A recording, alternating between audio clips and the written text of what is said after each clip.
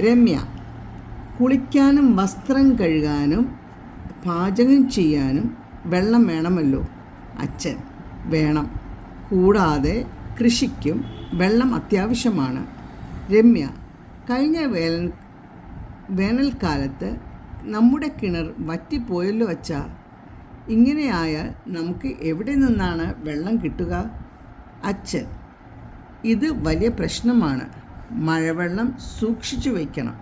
മഴവെള്ള സംഭരണികൾ ഉണ്ടെങ്കിൽ മഴവെള്ളം സൂക്ഷിച്ചു വയ്ക്കാൻ കഴിയും. വീട്ടാവശ്യത്തിന് വെള്ളം കരുതാനുള്ള ഫലപ്രദമായ മാർഗമാണ് ഇത്.